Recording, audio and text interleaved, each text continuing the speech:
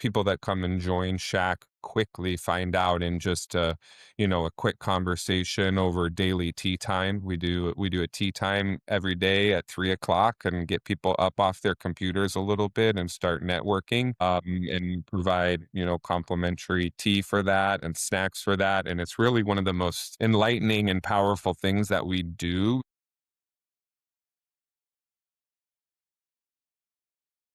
Hello, everybody, and welcome back to the podcast. Today we have Tyler at SHACK15. Tyler, for those who aren't familiar with SHACK15, can you give us a 60-second version of what it is and who it's built for? Testing 1 2 1 2. Yep. I guess I'm back now. Did you hear my question or should I repeat it? No, yeah, let's repeat that. Okay. All right. So, Tyler, for those who aren't familiar with SHACK15, can you give us a 60-second version of what it is and who built it? I mean, who it's built for? Yeah, definitely. So we're a social club, a membership-based social club here in San Francisco, located on the third floor of the historic Ferry Building. Really, we are a place for CEOs, founders, venture capitalists, creatives, and really just a place to connect and network. Find ourselves being labeled as really the entry to Silicon Valley. So people that are coming to San Francisco, looking to be introduced to different connections and different opportunities within Silicon Valley. Shack15 is definitely the place to be. We're right on the forefront of innovation, and that could be from climate tech. The AI is big right now, cryptocurrency, just really, fintech, Web3, anything in that area that would be considered innovative industry. We try to position ourselves there as providing the ideal environment and the ideal community to really connect with the key players in those industries and find your way, especially if you're new to San Francisco. So we have a large international membership base, and so traveling from the Scandinavian countries, from Japan, from India, and coming to San Francisco and really making those connections. We were founded by a serial entrepreneur, Jorn Lissigan, originally from Norway. He launched a company in the late 90s called Meltwater, and they were one of the pioneers in the kind of internet website tracking, let you know exactly who, how many people are visiting your website, what pages they're staying on, how long they're staying on, and different clicks. So he was one of the innovators in that. And through that, the journey of that company and being going public on not only the Norwegian stock, but also the United States Stock Exchange, he really prepared and had the vision of building a club like Shack for many years. And the first iteration was actually in London. And so Shack15 here in San Francisco is the second location of that. And the name Shack15 comes actually from the first office that Jorn was gifted by one of his original customers. It was an old fishing shack located on the waterfront in Oslo, Norway, that was set to be demolished at the end of the year, but one of his customers, his first customers, kind of gifted that to him, and that's really where he was able to really start into the industry, build his business. He says, he had bootstrapped it with $10,000 in a coffee maker. And then at the end of the year, when the office was set to be destroyed, is when he made his first trip to California to really find Silicon Valley and get himself into that ecosystem. And so that's what Shack15. Thank you for sharing. What's your role there and how does it fit into the bigger vision of the space? Yeah, so I'm the chief operating officer. So essentially, Jordan has the vision, and then I make it happen. And so that's from, managing the club from day to day. So, I'm here every day, but also building partnerships with international companies and bringing in different events and programming and speakers and all sorts of entertainment and, from DJs, lists, setting up art galleries here. So it's quite a large space. We have about 60,000 square feet up here. So it's a good sized property to run. Okay. What inspired the creation of SHACK15? And was there a gap in the market that you saw? So if that Yeah, I question think, repeats the previous yeah, one. yeah, definitely. I mean, Jorn, he spends most of his time in London. and they have a pretty vibrant private club scene there.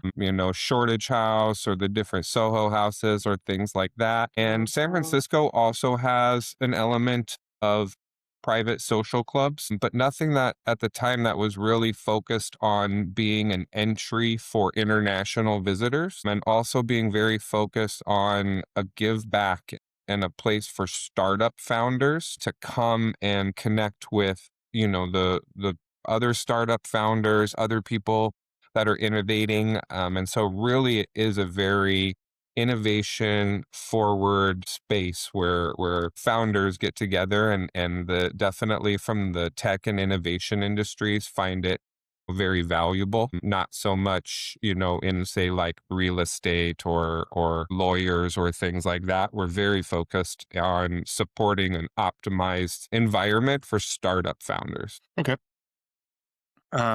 What does normal week look like for you running a community-driven space like this? Yeah, it's many different facets. We have, from not only our membership base, our facilities base, we have a vibrant food and beverage department where have our own, internal team where we're running multiple food and beverage outlets, but we also partner with Michelin chefs from around the country and bring them in for experiences. Definitely very big in the wine industry, so we have lots of wine events. And so outside of the programming with, if we're doing a book launch, a book signing. We're hosting Angel. We have our own Angel Syndicate, so we're hosting other from robotics and other industries here at Shack. So it very is vibrant. Lots of events that are going on all the time. A lot of opportunities for people to connect. Obviously, we host many events. We host, say, like the TED AI conference. We hosted the NFL last week for Super Bowl week. So we're also hosting many events. We do just over 500 events a year here. So that's pretty much what I'm, operating with the team. We have a team of about 60 employees here. Wow, how many events a year? That's Yes. almost an event and a half every day. Yeah, sometimes 4 or 5 a day. Wow. What kind of events, by the way? Yeah, I mean, really, it can be, breakfast meetings, board meetings. We have 15 meeting rooms here that are board meeting rooms up to 12. Lots of different events happening there where we're supporting food and beverage, breakfast, lunch, drinks. Then again, we also host other companies, our member companies, it could be Sierra AI or Microsoft or any of the other kind of companies around the area, OpenAI, Anthropic, for a lot of their, product launches or hackathons or social events as well. Wow, that's amazing. Let's see. We've seen a resurgence in private member clubs, but they feel very different from the old school country club model. What changed? Yeah, I think definitely the appetite for connection and innovation definitely is what fuels Shack 15. We're definitely continuing to, renew what the experience is within a private club. I think traditional private clubs, again, they rely a lot on that tradition and what used to be, and we drive ourselves very much towards what's next. And so that I think is what differentiates ourselves from the private club, but also having that third space that isn't home, that isn't work, that you can bring people, for meetings or if you have friends visiting in town and really come to a place, especially in a city like San Francisco that is very busy. And if you're really looking for that experience where you're not waiting in line and people know your name and they, understand what your preferences are and things like that, that's why we see the private clubs becoming more popular. Okay. What are modern professionals actually looking for in the community space today? Yeah, I think definitely connection, definitely post COVID era. We find, people are realizing the opportunity in networking and growing their base and their reach around to different industries and different people. Because it really, those sort of face to face conversations have really been the difference maker in getting things over the finish line and getting things to that next step, or finding the help that you would need. That, honestly, working from home, or just, being straight on the computer all day just really can't provide that, Yeah. like a solid networking community with like-minded individuals that are focused on really improving the world, making it a better place, and focused on innovation. So we really provide that, almost 2,000 members strong here. And it's a big focus of us to help the members understand what the experience will be like when they're here. And a lot of them really appreciate that face-to-face interaction. Absolutely. I Yeah. mean, it's definitely not sitting at home and getting depressed. Meeting new people is definitely energy exchange and it's much better. How important is curated membership versus scale? Oh, I mean, definitely that's, a very, very big part of it. Definitely not interested in, how many members we can have, but definitely the quality of what the membership wants to contribute to each other or to the club is a big part of our you know, I guess, meeting when we're meeting candidates and things like that. It's not only what people can get out of the club, but what they're interested in contributing to the club or to the community is definitely very high on our team's approach towards curating the membership here, and making sure that people understand what the experience will be like when they get here is most important, because we're here to build, loyalty and long-term members, not just, people come to check it out.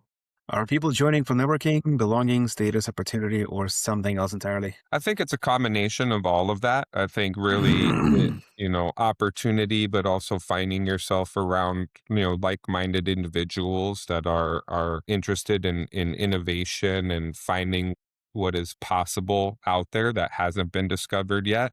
That's really where I think people get the most value out of being in an environment like this and collaborating with individuals across all industries, just because it is so powerful opportunity to engage and to build that network and grow that personal network, which I find is very important. Do you think physical community is becoming more valuable in the AI driven? Yeah, definitely. I think the human element is still extremely important throughout this innovation. Definitely, it's people connecting and working on problems together is where we've seen the most progress. A lot of the hackathons that we do, that we host here, have really produced, a lot of the products that we're using today, and that some of the larger, AI companies are launching, have been built, here with a community of over 300 people working to solve the same problem, where just an individual is just not possible to put that much brain power together to solve those problems. And we see that those group working environments really producing excellent results. That's amazing. That's Yeah. really good results. How do you think about growth? Is it more members, high engagement, better attention, or expansion into new cities? Oh, for us, it's definitely retaining, members that are here. San Francisco is very, um, kind of, I guess, like transient. There's a lot of people that are in and out of San Francisco, or maybe move from one employer to another employer. So for us, definitely expanding the shack houses into other cities is, those opportunities are starting to present themselves based on our reputation here of what we've been able to provide, and the community and ecosystem we've been able to provide for innovation. But for us, we still know that San Francisco to us is still the hub of innovation around the globe. So strength here and continuing to build the community here will always be priority. Okay. What's been the biggest lever for members acquisition so far? Yeah, I think it's the power of the people that are here, really. I wouldn't say it's one specific amenity or benefit that we offer. I think what is the strongest part of Shack is the collective community. People that come and join Shack quickly find out in just a quick conversation over daily tea time. We do a tea time every day at 3 o'clock and get people up off their computers a little bit and start networking, and provide complimentary tea for that and snacks for that. And it's really one of the most enlightening and powerful things that we do. It's very simple, but just to get people talking, find the from different companies. I mean, it could be from Zooks, it could be from Shazam, it could be from Waymo, but just walking around, you wouldn't know that. But once you start interacting and having those conversations, it's extremely impactful on who's around you and the community that we have built here. Okay. How do you prevent churn in the membership model? I think churn is always, a challenge. I don't think it's, other than consistent communication is kind of our best weapon to churn, making sure that people understand all that is available to them. That maybe not just necessarily what they're, looking for at that moment, but what all of the opportunities are. I think that churn is not something that I guess we deal with at an excessive rate. And so we really, as long as we're communicating and clearly and offering those benefits and continuing to innovate ourselves and make sure that within the hospitality that we're providing to our members, that we're also continuing to innovate in that is how we've found members be most appreciative that we have the same similar mindset as they do. Okay. What metrics matter most to you monthly? I think definitely our attendance to our community programming to make sure that the opportunities and the experiences that we are offering are really hitting home with the members. So we spend a lot of time analyzing the results from that. And it can be, just, attendance and how far in advance people were reserving spaces for these experiences. But those are really the metrics that we look at. Are people responding to food and beverage purchases? Are they the new menu updates that we're doing and things like that? So just always analyzing what we're doing on a day-to-day basis and that it's resonating well with the members and it's really what they're looking for, reaching out for feedback consistently, and making sure that that's a two-way street is our best shot at making sure that the member satisfaction remains extremely high. Okay. What surprised you most about running a private membership business? See, I've been doing this in a few years, so surprises, I'm not sure if I get surprised very often anymore. I think that, I think it's, to me, I think the membership specifically about Shack is the amount of international members that we have. That's pretty specific to our location here and the experience that we have in other areas. It's definitely been more of a locals third place. But here, I would say, at least half of our members live abroad. And that to me is a relief and I'm very proud of that. But I do find it interesting that that is a thirst out there. Okay. Switching gears here a little bit. What makes an exceptional member experience at SHACK15? Yeah, I think for us, it's, you kind of get out of it what you're willing to put into it. I think for us, it is a two-way street with the members, and I think the other members expect that as well. That if you're showing up to Shack to not only meet, but also contribute to the community, that is where members, really get the most out of it and really understand the power and the opportunity that is there. But if for you, if the desire is to kind of hang by yourself and be by yourself, I don't feel like that would be an ideal experience for a member. How do you maintain quality while scaling operations? Systems.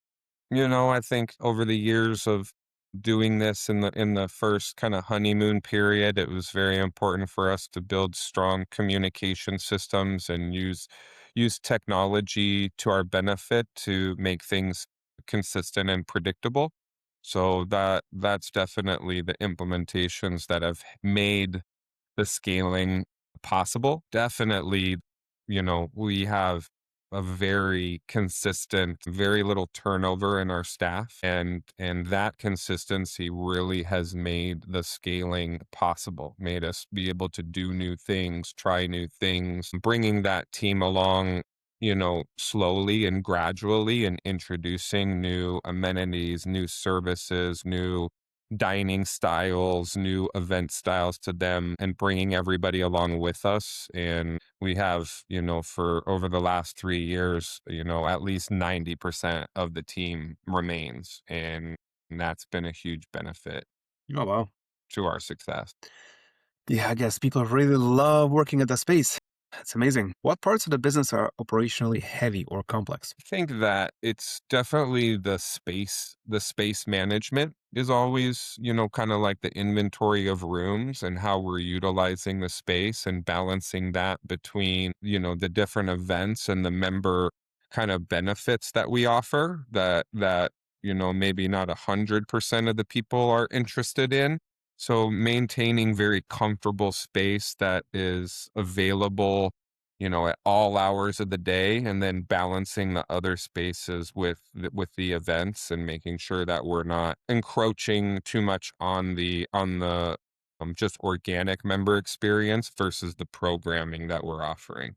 Okay. Let's see, where does the tech currently play a role in your operations? Gosh, it's mainstream for us. So, we have, robust property management system where, members are, gaining access to the space, via QR code, and also integrating that with all of the food and beverage POS systems, with reservation systems for meeting rooms, for dining experiences, ticketing.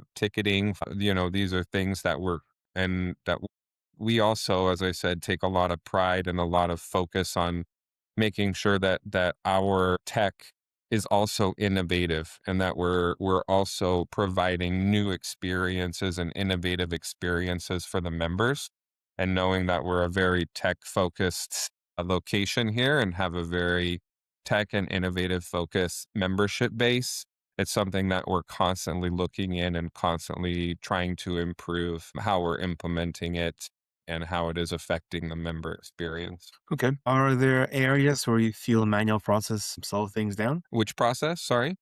Manual processes. Yeah. Yeah. I mean, I think like, inbound leads and filtering and processing people's interest in Shack, whether that could be for potentially hosting an event here or people that are interested in membership.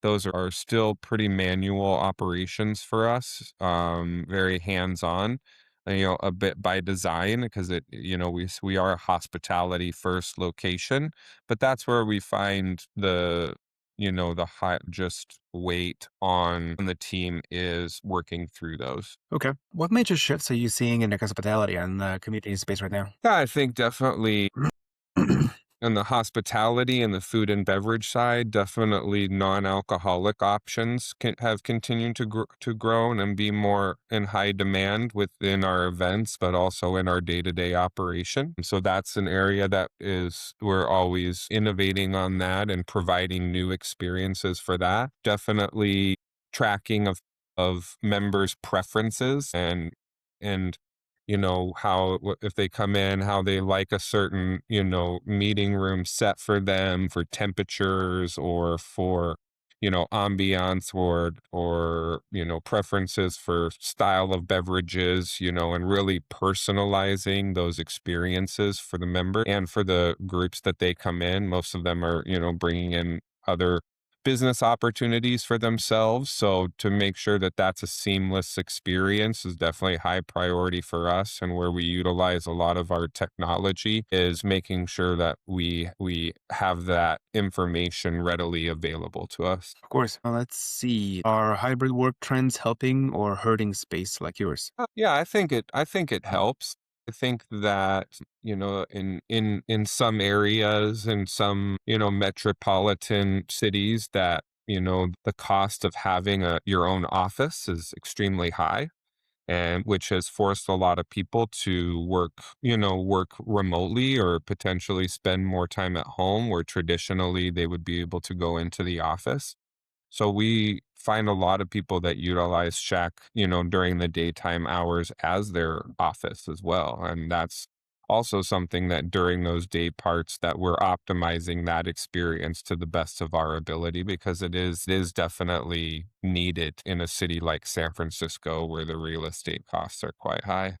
Oh, yeah. Okay. How do you see AI affecting physical community spaces over the next 3 to 5 years? Yeah, I mean, that's definitely something that we're just scratching the surface on, and I think as an independently operated business, definitely utilizing technology to produce financial data and financial insights for us on how the business is operating is definitely first and foremost. For somebody in my position that's looking at that on a daily basis and you know, spreadsheets that I've been using for 3 decades that would take me 8 to 12 hours to produce some legible data from. Now we're utilizing AI dashboards and reporting models for that. So it's consistently being updated for me. And I can come now in the morning and see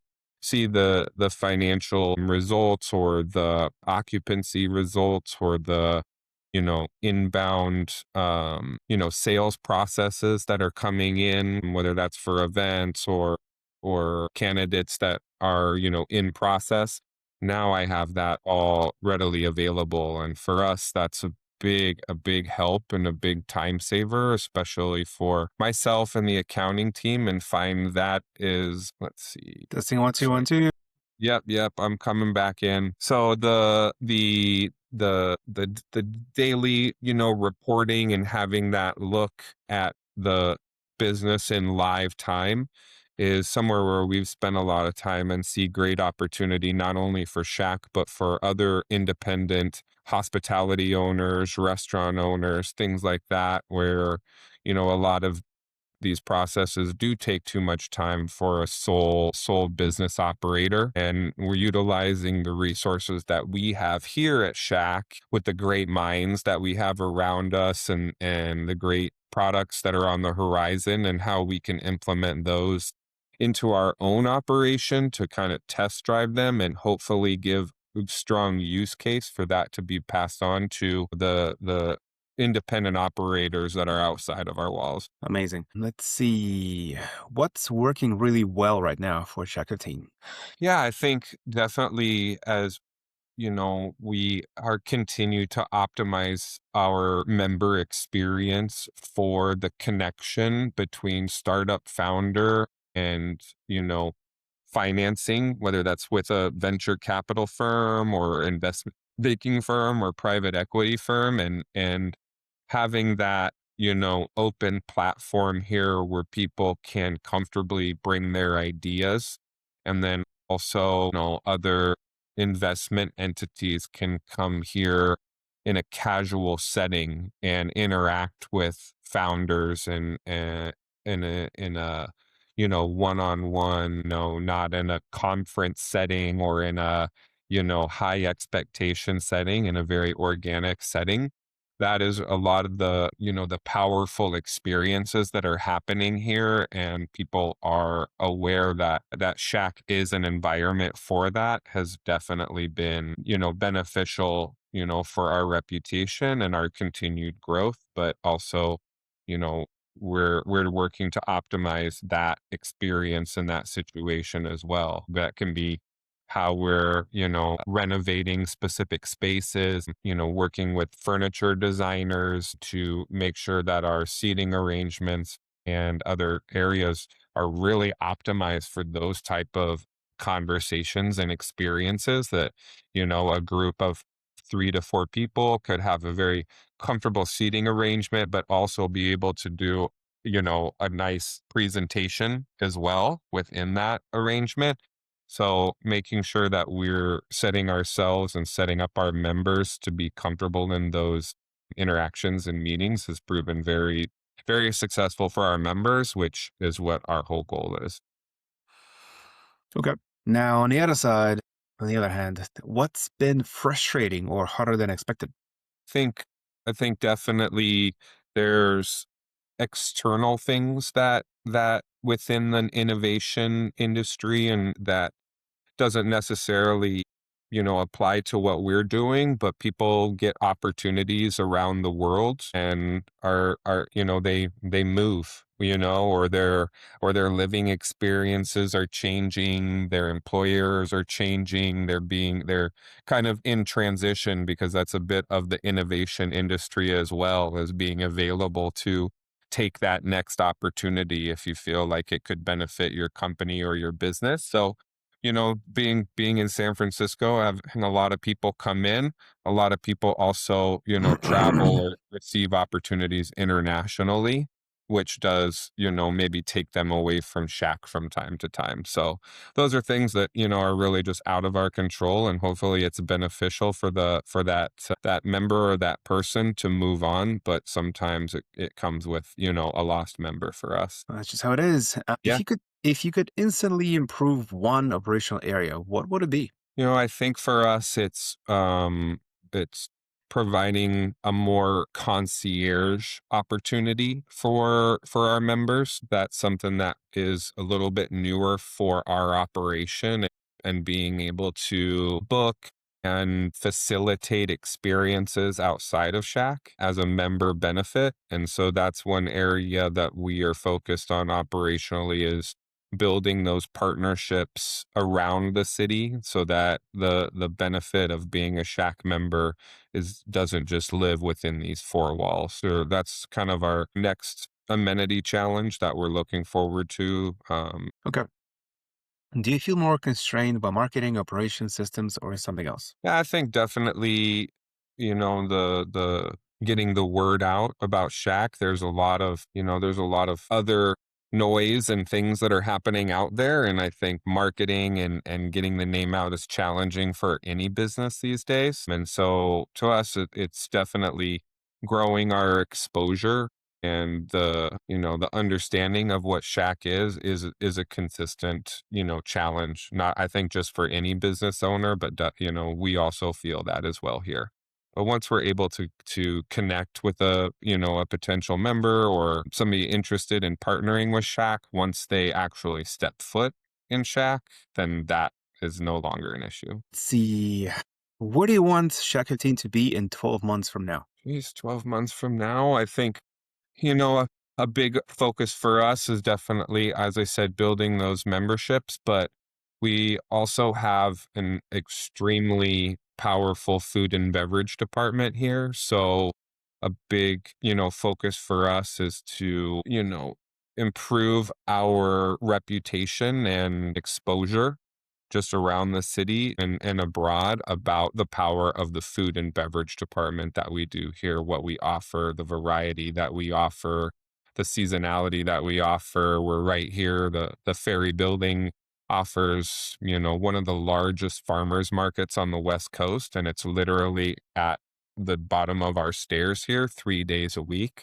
And so we do have a very vibrant culinary and beverage offerings. And for us, making that a main element or a main pillar of Shack continues to be a high priority.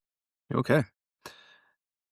Is this a single flagship model or something designed to expand globally? I think we're definitely is a flagship location here at Shack and San Francisco. We are not, I think, opposed to having other locations around the globe, but we do know that no matter, Shack here in San Francisco will always be the flagship and will always be, really what we build the brand off of is this location and providing opportunity, whether it's through other locations.